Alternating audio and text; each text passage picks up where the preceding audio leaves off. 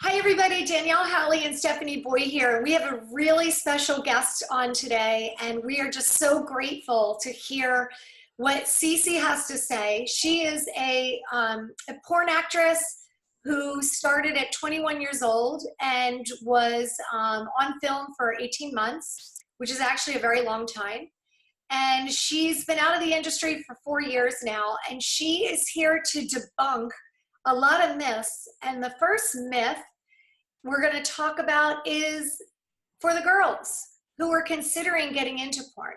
I'm just going to jump in here for a second and say, Cece, thank you so much for joining us, because I am so honored that you would tell us your story and try to help so many girls that may be considering going into porn. And as I always say, this is one of the most important parts of doing this work, is as much for my kids and for the population in general as it is for the girls who have made choices to go into porn, because I know that it is not a pretty industry. Yeah, well, thank you for giving me a platform on which I can reach young men and women. So I hope it helps.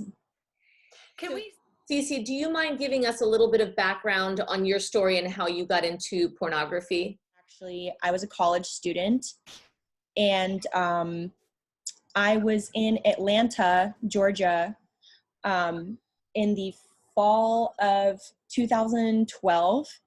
I was actually there for academic reasons. Like, I had received an award at an academic function up in Atlanta, so I was there for that.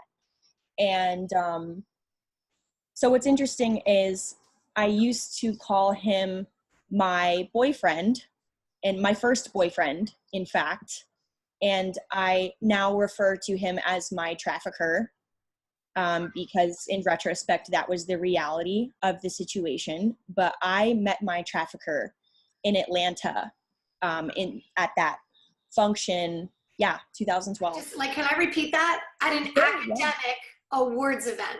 Yeah, I was actually a good student at the time. I believe you. That's an incredible place for someone to go traffic.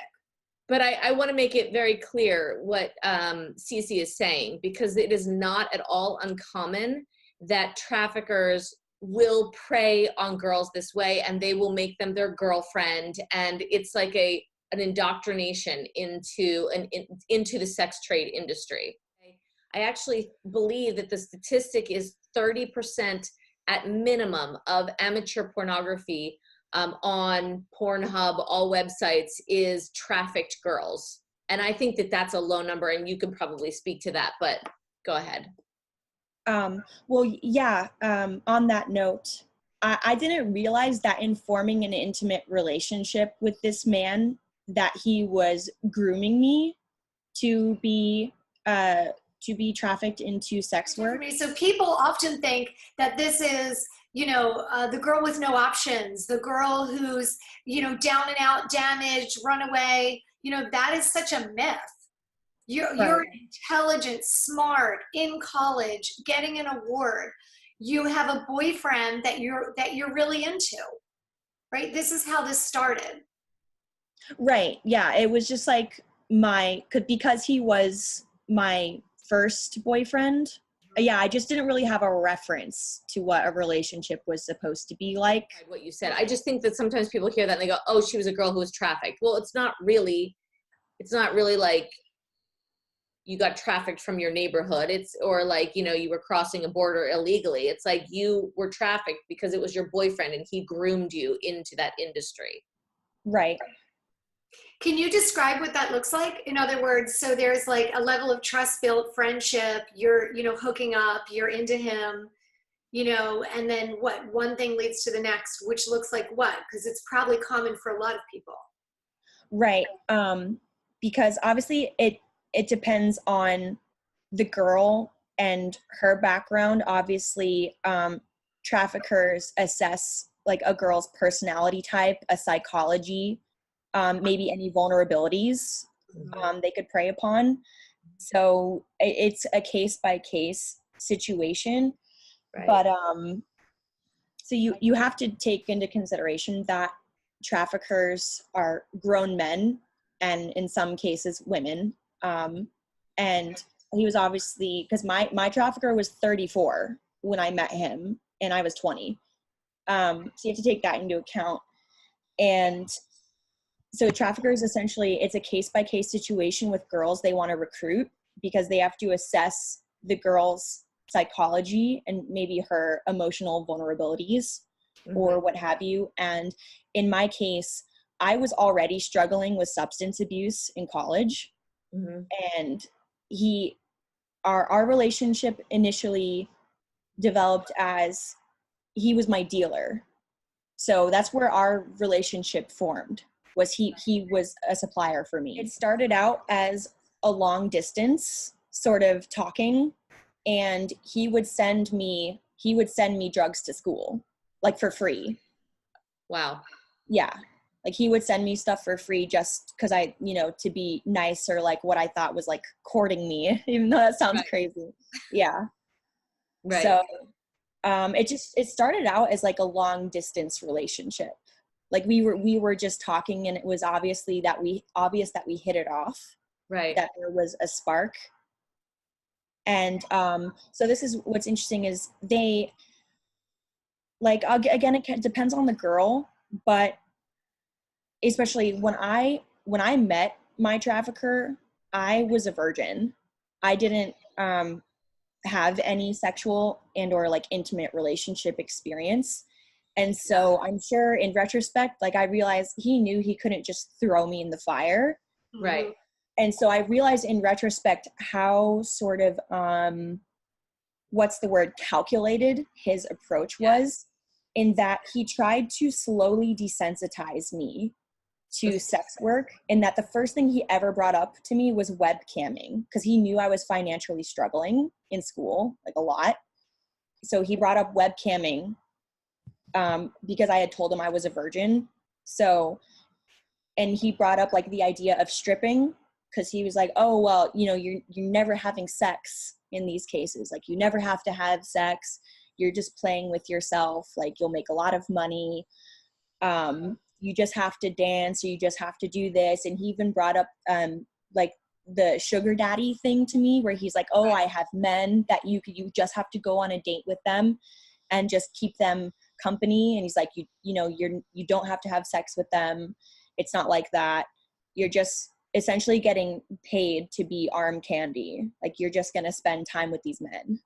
Do you know, this is why I have so much passion for the girls, because how many girls don't have a strong support system, or don't want to burden their family more with finances and things like that if they come from, a family that struggles or whatever. And how many is this seems so innocuous, you're masturbating on screen, you're doing something so simple.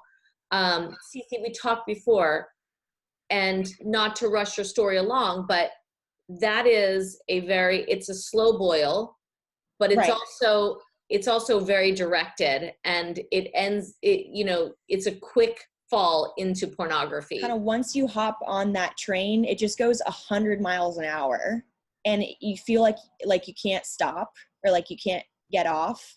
Yeah. And you have no power.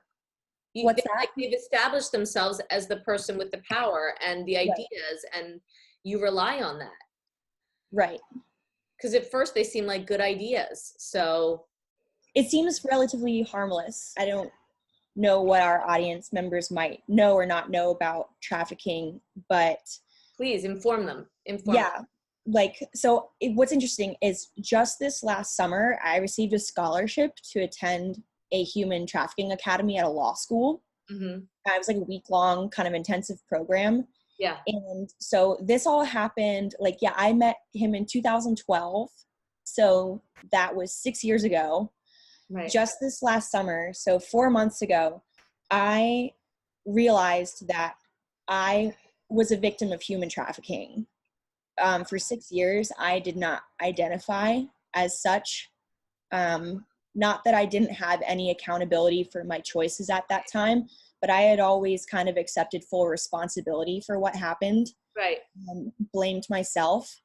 So it wasn't until recently.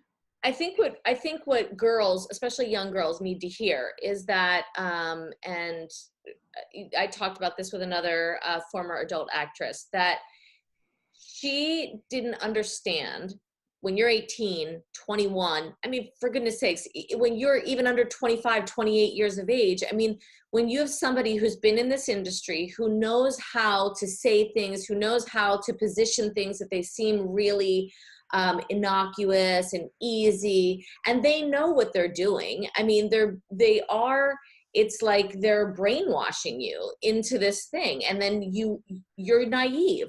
But all of the people who are doing this to you are Right.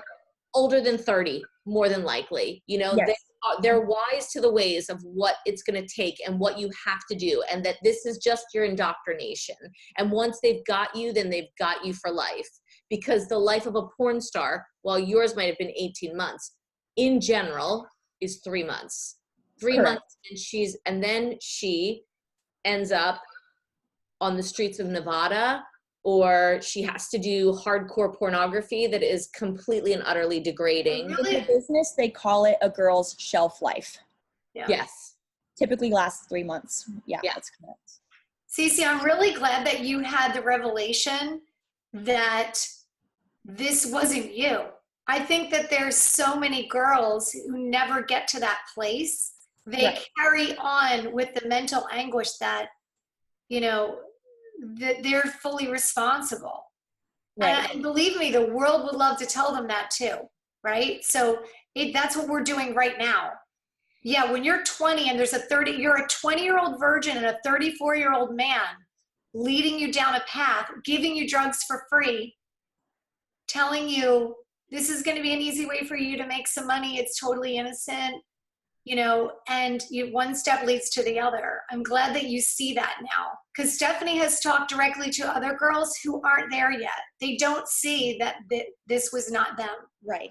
Well, Danielle, that's such an interesting point, that so often society condemns and ostracizes me for participating, but no one ever asks, well, what about the people who Got her there.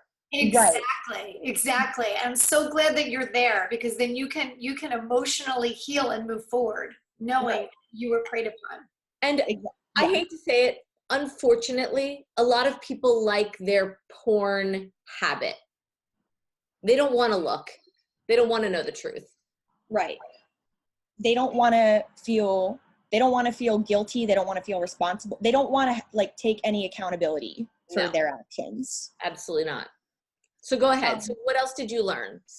Society has this misconception that human trafficking is this third world issue. They envision women in chains and tied to beds with needles in their arms. And like that movie Taken with Liam Neeson, people think that that's what trafficking is. Yeah. That it's this forceful life or death, but under law, any form of force, fraud, or coercion constitutes human trafficking. So coercion is a big one. Exactly, yes. And because I also carried that misconception that the Hollywood portrayal of human trafficking was the reality, I never considered myself to be a victim, because I was like, oh, well, I still technically agreed to it. Like, no one held a gun to my head. He didn't make me do it. But I was talking to officials at the academy, and they're like, oh, but did they ever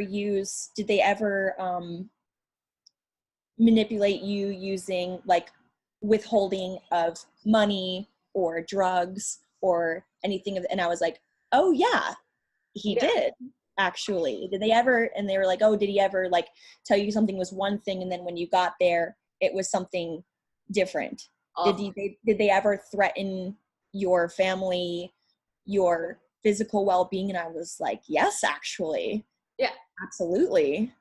Yeah. And correct me if I'm wrong, but I've spoken to 3 ex-adult actresses, or it is not at all uncommon that you show up on set and what they tell you that you're going to do is completely different. And then once okay, fine, what am I going to do? You're not going to get paid. We have to shut down this set. you know, you're responsible for all these people not making their money, so you go along with it. And then it gets worse and worse as you're on the set. And then you have to do an exit video and you have to lie. You have to say, oh yeah, I was down with all of it. Even though you could have cried in the middle of it, you were threatened in the middle of it, you were given alcohol and drugs in the middle of it. I once on a shoot in an instance like the one you just described, Yeah. I was actually in tears, like my eyes were red and puffy when I gave my exit video. Yeah. And I can't believe that they were able to use that. Like, I can't believe that they were able to accept that testimonial, because it was obvious that I was under complete emotional distress. Yeah. In that exit video where I had to say, oh, no one forced me to do anything I didn't want to do. I consent to everything that happened today. Like, I release all rights. So I say now that I'm very sorry that this ever happened to you. This is horrible. And I can see this happening to a lot of girls. This has nothing to do with how smart you are. And you're 21. What do you know? Cece, not that much. No. Cece, you just said something that it just ran a flag up the pole for me.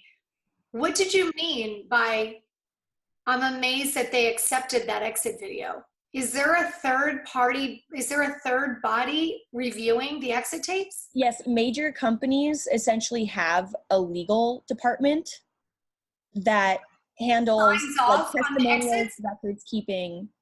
I just can't believe, like if that company, if I had, let's say I had ever wanted to sue that company for like forceful or unsafe working conditions or like fraudulent business practice or whatever happened on set, I don't think that they could use that video in the court of law under the circumstances. So like, I can't believe that their legal department of the company would even accept that video of someone under emotional duress. You know, any young women considering entering the industry, I just don't want them to ever believe for a second that the industry is concerned with their safety or well-being, because the porn industry is very liability savvy, and they're only ever out to cover their own ass. Mm-hmm. And so the procedure on set is that they film you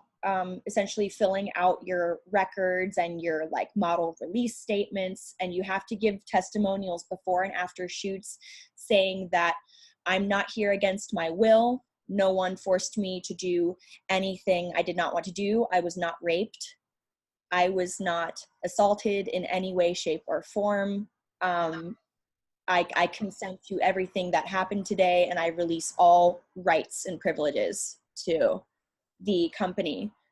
And another one that's interesting is they make you declare that you are not under the influence of any drugs or alcohol. Even if you are, they require you to state it on camera. And it's on set. Drugs and alcohol are on set. That's correct, commonly. Very commonly. Yes, very commonly. Yes.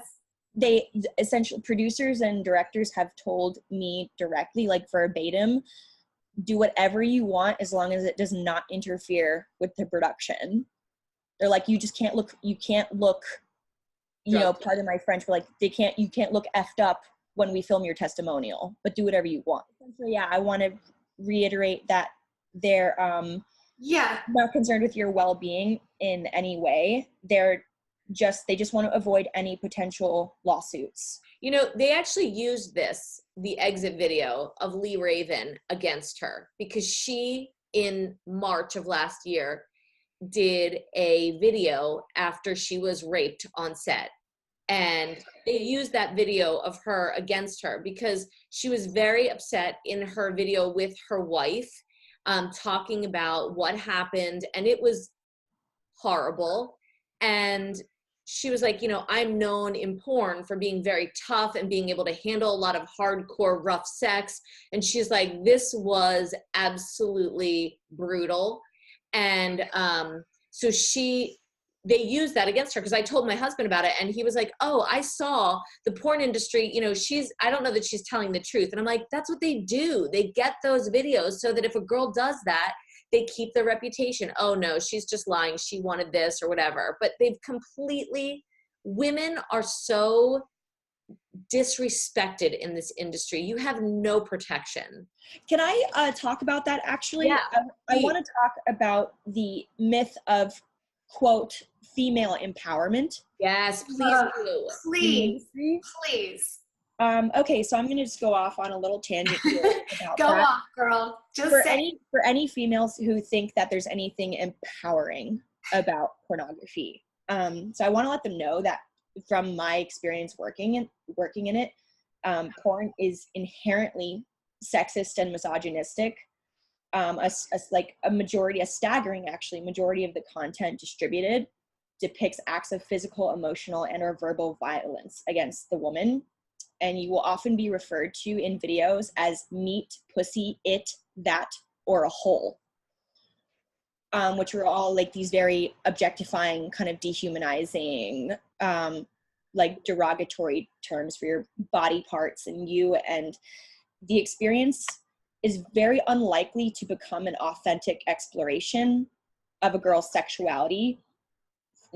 For a number of reasons. You are rarely going to achieve orgasm while working. Let's just put that out there, because what may actually be pleasurable doesn't read well on camera. Right. Often you're going to be required to perform in very uncomfortable or painful positions and postures. And I was often told, it's kind of like a saying or a motto in the industry, and I quote, "If it hurts, you're doing it right." So all those girls Yeah. who are at porn conventions, young girls who are thinking about, oh, Cece's just saying that because she's no longer in it. Because there's girls at the porn convention who are like, I love sex. I do this because I love sex. Tell me about that. Do you love the sex that's happening in porn? Well, that's what's so funny, is that I used to say that too. I was totally one of those girls. Yeah. I used to say that. Why do you say it? Cece, tell them why you say that so that people can understand. So it's an industry brainwashing, in that the industry tells you to say things like that. Because that's the thing, like, the industry is this vacuum where everything echoes around it. Everyone kind of thinks the same way in the industry and talks and acts the same way because they're surrounded by other people who say and think and do the same things. Yeah. Like, you're just hearing echoes of those, because that's the thing, the porn industry, like the sex industry in general, is very isolating. In that once you get in it, you're most likely to start being surrounded only by other people in the industry. So you start having a reference to like normal society, because you are going to feel isolated from normal society. Yeah. You're going to be like ostracized and marginalized in many ways. Yeah. And like any industry, isn't your goal to be everybody wants to be Jenna Jameson. Everybody wants to have the dolls made after them. And the more you love sex, the more you promote this idea that you are the uber, insatiable girl who, every guy fantasizes about. So you have to perpetuate that fantasy. Yeah, if you want to work more and you want to make more money, you want to be a quote porn star, you have to act that way. And any agent, director, producer will tell you that. Yeah. Is that yeah, because I had a director once tell me that we don't want whores, we want sluts. We want girls who act like they would do it for free because they love it so much. Like, we don't want girls. Ugh. Yeah, they're like, that's what we're looking for. If you want to make it in this business, you need to act that way. Cece, for all the young girls out there who are, on the edge of thinking about doing this, what do you want to say to them? The people who can get you into the porn industry, they have usually been working in it for decades, and they're going to be grown men, and in some cases women, who are much older than you, and they know the game and you don't. For any girl considering entering the industry, most girls' stories, not most, but a lot of girls' stories start with, and I quote, a free flight to Miami on Craigslist. And I just want to clarify that nothing is free in this business.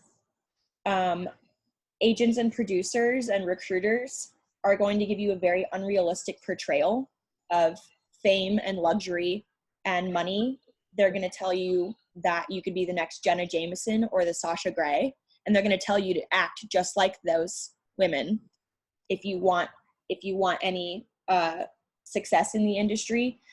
But I think young women should know that porn is no longer lucrative for 95% of the girls who enter it, because performer rates have reduced substantially in the last 5 to 10 years due to like economic changes within the industry with the advent of tube sites. And companies struggle to maintain like paid membership rates.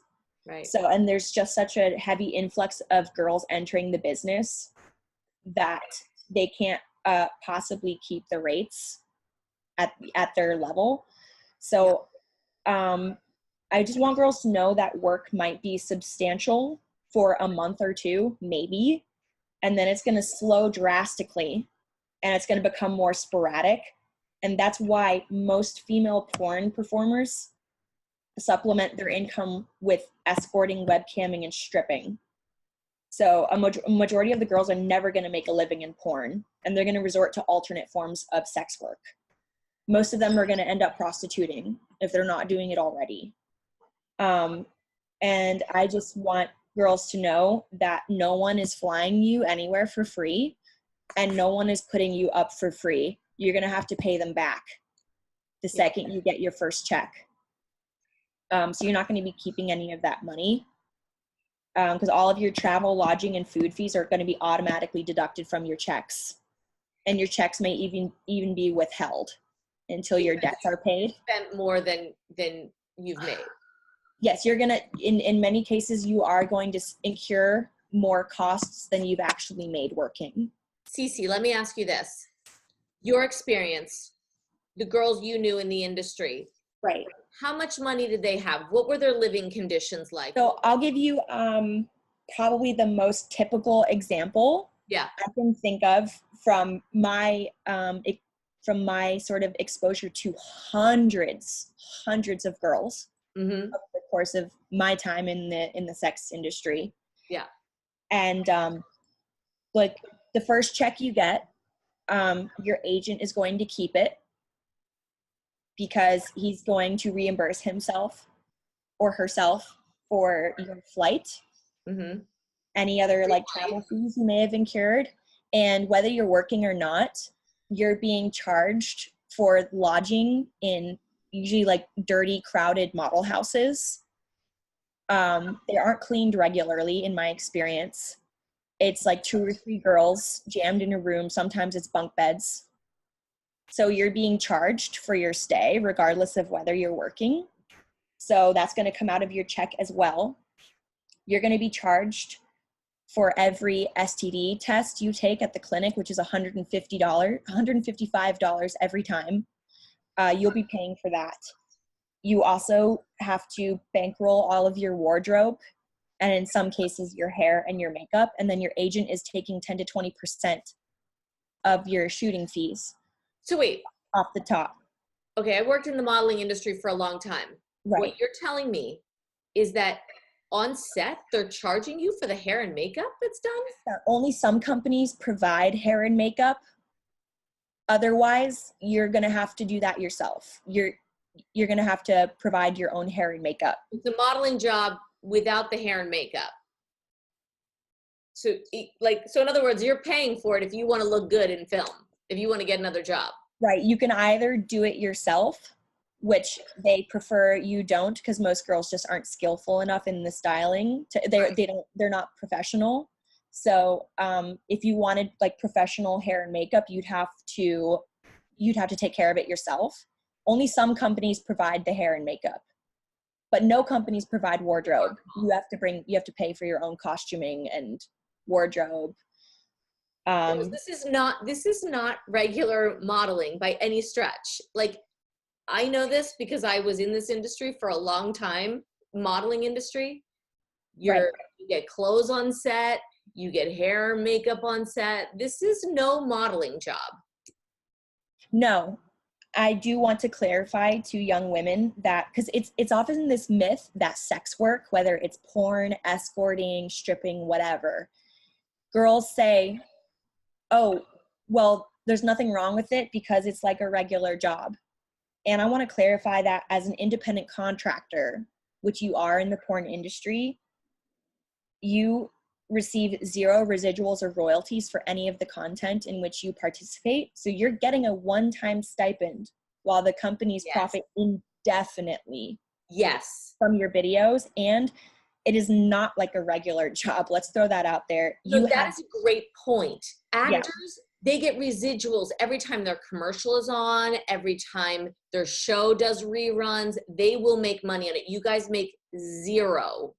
One-time paycheck. And let's get it out there that this is not a regular job, because you have zero employee benefits. There's no health insurance, no 401k, no paid time off, no workers' compensation, zero. The industry does not care about you. Cece, let's also talk about the fact that if you worked in Merck or you worked in BASF in a chemical company, there is OSHA overseeing the safety of their employees, while you will be working on sets where they will be convincing you not to use condoms so that you are absolutely unprotected in the workplace. Yes, a company is technically, I believe they're legally obligated to give you a condom if you request one. Yeah. So, but if you request a condom, they will very likely cancel your shoot and they will not rehire you. So there's no protection. And here's the thing is, because you're a subcontractor, let's be clear, because you're a subcontractor, OSHA has no oversight to what you're doing. Correct. So only when you are a hired employee, which no sex worker is, then OSHA will protect you. But our government has no oversight to protect you in this industry. The only people that are there to protect you, which don't give a rat's ass about you, is the porn industry. Correct. Can I? And the work, can you tell them about the sets? The sets, how, are they clean? Are they? So on that note, speaking about condoms, I do want to discuss the misconception that porn is safe, like is safe for your health due to testing. Right. So, because there is a misconception that it's safe to perform. So like I want people to know that companies require, quote, full panel testing anywhere from 7 to 30 days, most typically 14. And let's reiterate that performers pay their testing fees themselves. So you pay $150 every 2 weeks. Correct. Sometimes more, depending on the company's requirements. And I'm using full panel in parentheses. Right. Because these tests only include chlamydia, gonorrhea, syphilis, HIV, and most recently Hep C. The tests only include blood and urine. They do not test for any bacterial infections in the mouth or throat, which are just as easily contracted. And what about what about HPV? Okay. Oh, I'm so glad you mentioned that. Yeah. Because agents and producers who recruit girls, they're not initially going to inform you that you are most likely to contract a lot of these bacterial infections regardless. Like, it is, from my experience, it's common for performers to contract chlamydia and gonorrhea in between testing windows. And agents and producers are also, they will not tell you the astronomical likelihood that you will contract herpes and various strains of HPV while working. Venereal warts on the genitals and anus are common in the business, and they require surgical removal.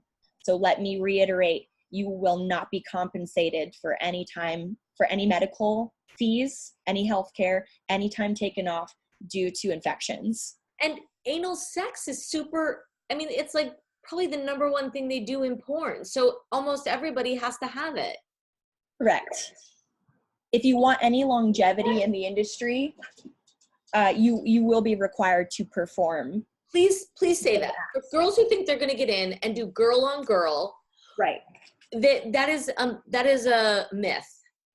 Right. I actually, on that note, I do want to, again, inform anyone considering participating that the concept of the porn star is relatively outdated.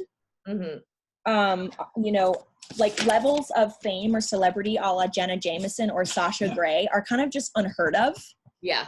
Due to just, you know, industry changes of like industry culture and economic, like they call it fresh meat or new pussy. Yeah. Again, I put it in quotes because that's how it's referred to in the industry. It's just a constant turnover. I like to think of it as a puppy mill or like a meat grinder, because it's constant turnover. It's called the burn and churn. If you even are able to achieve longevity in the porn industry, it's going to be very difficult, and it's going to require willingness on your part to perform increasingly extreme acts such as double penetration, double vaginal, double anal, gangbangs, BDSM or abuse or rape porn. You went into this industry almost a virgin. How do you handle double penetration? I mean, I can't imagine that you could get through that without a ton of alcohol and a ton of drugs. I mean, for girls who think like, I don't care how much you like sex, I can't imagine that that's comfortable for anybody. That's why in my experience, the most common drug of abuse in the industry are opiates. Painkillers. Correct, for that reason. Most common drug of choice I witnessed in the industry. And do you think that's the reason? Because it's just so painful? It does, obviously. They very much numb you to any physical pain you may be experiencing at work.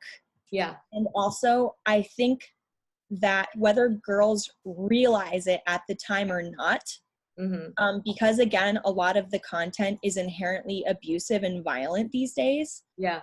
I don't think girls realize that it is psychologically and emotionally traumatizing. Yeah. It's traumatizing for your body. Yeah. Yeah, and for your mind. And so those drugs also emotionally, psychologically numb women, because otherwise they would probably be very overwhelmed. Yeah. By what they're experiencing. I'm sorry? Are opioids offered to you on set? In my experience, they're not offered on set purely for liability reasons. Companies, like, it's usually like the producers themselves, like the company associates, don't want to be affiliated with anything that could come back to them. It's more common for agents to provide things like that because they don't really have any liability to the set. And it's a lot of girls either work for pimps or have abusive boyfriends. We call them suitcase pimps.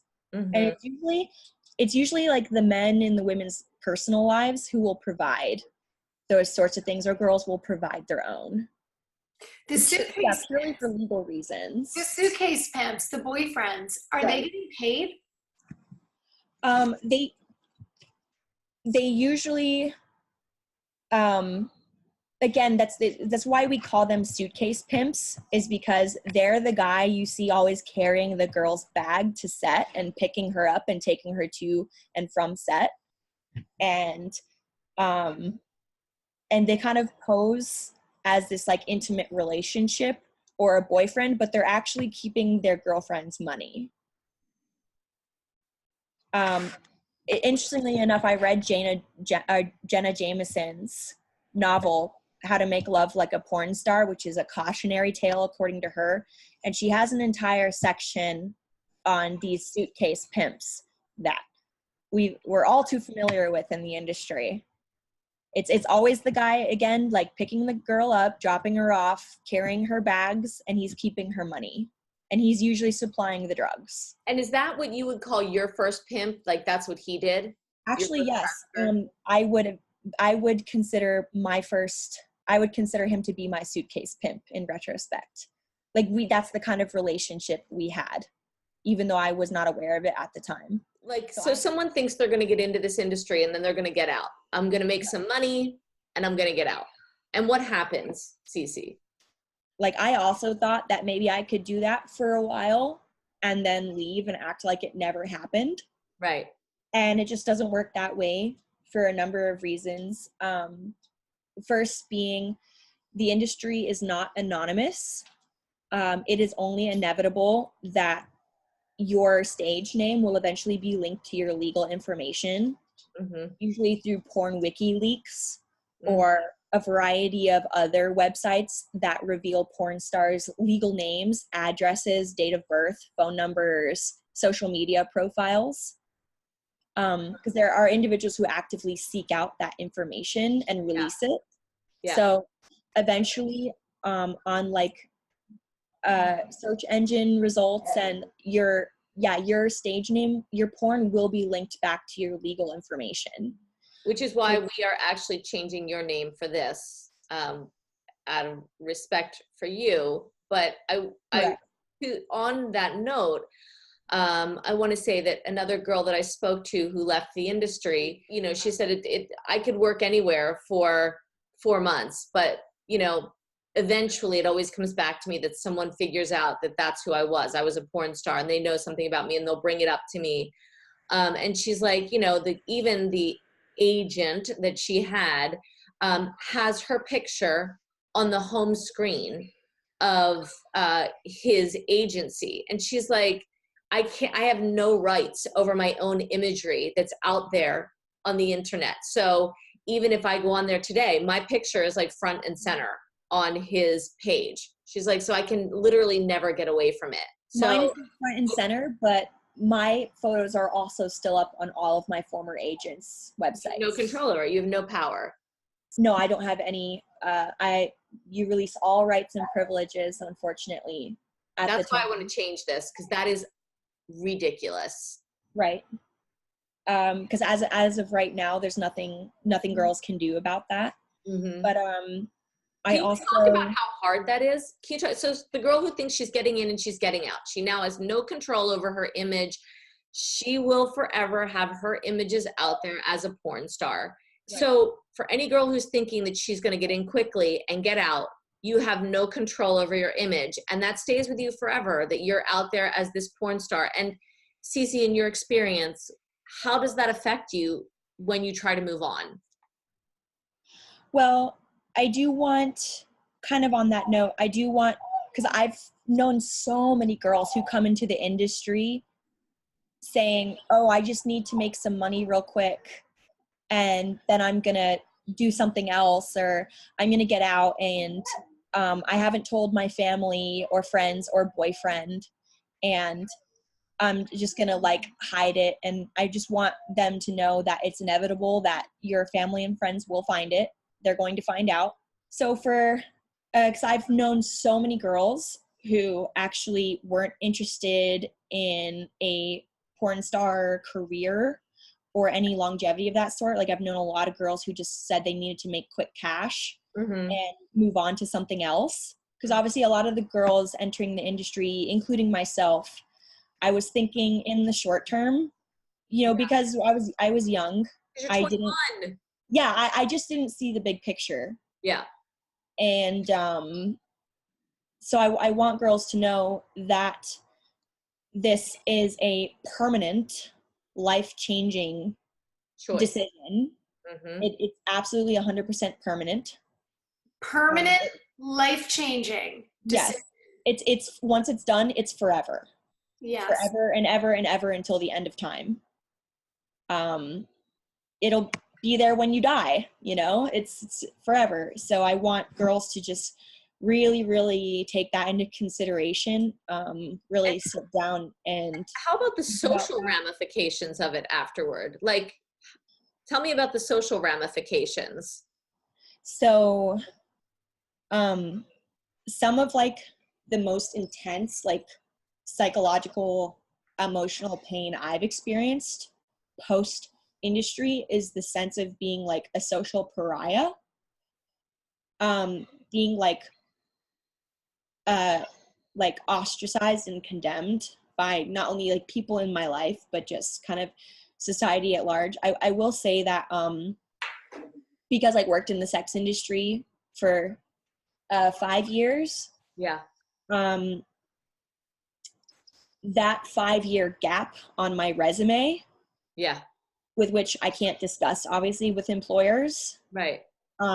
has made it so challenging to find any decent kind of work Yeah. Oh, wow.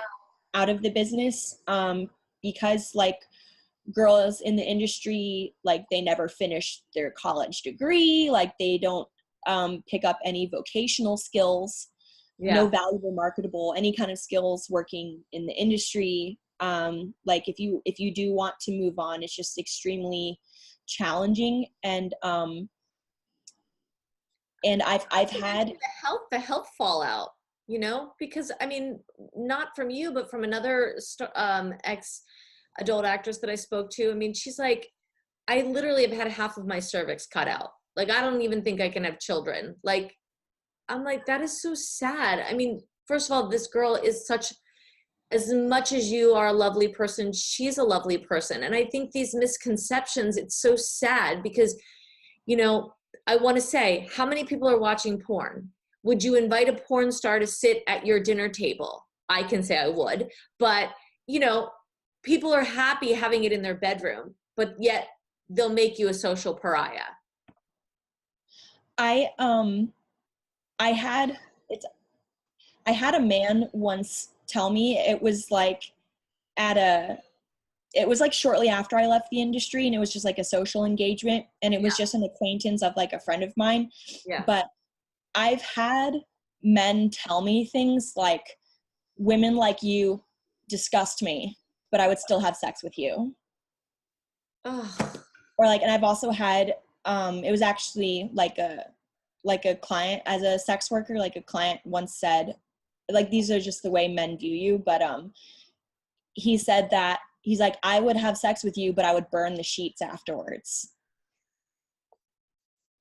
So, yeah, there's, it's so interesting that That's a much larger cultural conversation. Why is it that society condemns and ostracizes women like me, the suppliers, the providers, but no one ever says anything about the person consuming it, the one who's creating the demand for that supply? And the irony is, exactly, and then the other irony is that we know that porn stars become social pariahs, and yet girls are wanting to go into this industry. Like there is no logic to this. It's like like this man perception of what women are supposed to be. Like going back to Gail Dines, you're fuckable or invisible, and then you become the most fuckable and you become invisible. Wow. Yeah. Yes. Absolutely. Well said, Steph. Well said. Yes. The industry is like a classic cycle of abuse, where it really, really confuses girls, like young women. Really, they're so confused because the industry is this cycle of juxtaposing like praise and compliments with abuse and degradation. Like in the same shoot, I've had a director literally kiss my ass, like come up and kiss my ass and tell me that I'm a goddess, you know, and I'm gorgeous. And in the same day, the same shoot, said to me, the only reason I deal with you skanks is to keep a roof over my head. So that really, really confuses girls, that cycle of praise and abuse. That is so important. You know, two things. Cece, do you have a place girls can, like, since you went through that school, do you have a place that girls can look online to see something before they get into this? Like, so that they're like, wait a minute, I see I am actually being trafficked. Is there a website they can look at? There's an organization, antipornography.org, that has a wealth of resources, personal accounts, interviews of women who have worked in the industry. I think that's a wonderful resource for girls to just get more information to consider before they make such a huge, amazing. Yeah, it's a huge, huge decision. And I think decision, and there is a ton of information on there. And if we can come up with any other ones, I'm going to put them below this video because I think it's really important. If you're considering going into pornography, it is not glamorous. It is not something that's going to make you money. They should know that the industry is inherently racist. Yeah. white non-Hispanic women, they Make make, less. yeah. Oh, wait, make more. Sorry, make Well, more than yeah. the Black women. White non-Hispanic women are paid more and afforded substantially better opportunities in the business. Interracial porn, like Hispanic and Black women, is considered to be dirtier by the industry, and they're paid much less for their shoot. So like a shoot where a white girl will be making 1,000, a Black girl might be making 400 or 500 for the same work. And just for men, any men who might participate in an industry and think that, oh, you know, porn is for everyone, and they should know that white females are performing with Black males is considered to be, quote, dirty in the business, or a, quote, career changer. Yeah. Girls are usually offered 3 to 4 times as much money to perform with a Black male. And a lot of top performers in the business, which of course there are very few, they're discouraged by managers and agents from performing in interracial sex at all because due to that stigma. So it's a racist industry as well. Misogynistic and racist. Isn't it ironic that porn would have a casting couch culture? Yes. Because your job is to have sex, so why would you have to have sex to get a job to have sex? Yeah. But the casting couch culture is prevalent in the business, and agents, producers, managers will very often encourage you to sleep with company owners and producers to get more work. I've had companies who declined to hire me because I wouldn't sleep with the owner. Like, and again, it's almost like humiliating to admit. There's no judgment here. But like my very first week, I obviously, like, I'm high, I'm kind of overwhelmed by everything that's happening. Like, I don't know any better. My agent literally dropped me off at the owner's house and was like, you know what you have to do. And I was just kind of like confused, I guess. Like, I was kind of in a daze. And so I slept with the owner because I just didn't like really understand what was going on. And in exchange, he gave me twice as much work as the typical female gets from that company. So it's like a quid pro quo sort of ordeal. And yeah, a lot of companies, they will decline to hire you if you don't sleep. Cece, thank you for sharing that, because I can tell that wasn't comfortable for you, and you're just doing it for the benefit of other girls. Thank you. Yeah, of course. Thank you for everything. I think you are an amazing, amazing human being, and I am so grateful that I met you. And now you are using your experience to help others, and there's no greater gift that you can give. And I can't wait to have our next conversation, which is about the boys. Yes, they're the other half of the equation. The other half of the equation, yes. Yeah. Yes. Okay, so we will talk soon. Thank you. Thank you, Cece.